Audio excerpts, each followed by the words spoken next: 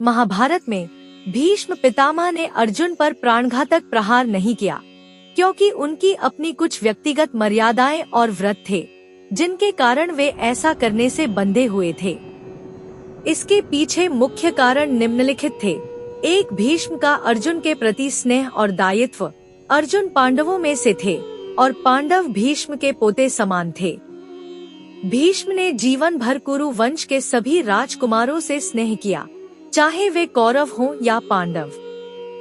वे अर्जुन को व्यक्तिगत रूप से बहुत मानते थे और उनके प्रति शत्रुता नहीं रख सकते थे। 2, धर्म और मर्यादा का पालन।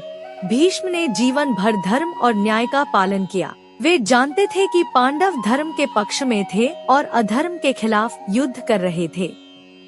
हालांकि वे दुर्योधन के प्रति अपनी वफादारी के कारण कौरव सेना की ओर से युद्ध कर रहे थे, लेकिन उन्होंने अपनी सीमाएं तय कर ली थी। वे पांडवों को मारने की इच्छा नहीं रखते थे। 3, श्री कृष्ण और अर्जुन का विशेष संबंध। श्री कृष्ण अर्जुन के सारथी और मार्गदर्शक थे।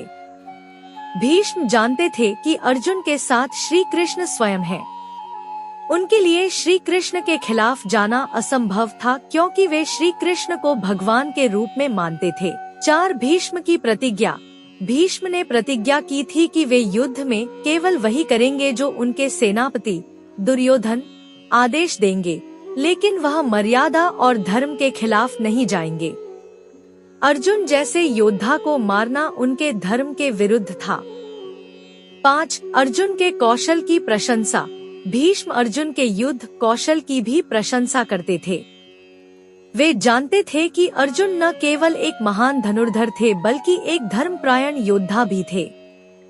यही कारण था कि भीष्म ने युद्ध में अर्जुन के साथ पूरी शक्ति से युद्ध तो किया, लेकिन उन्हें प्राणघातक चोट पहुंचाने से बचते रहे।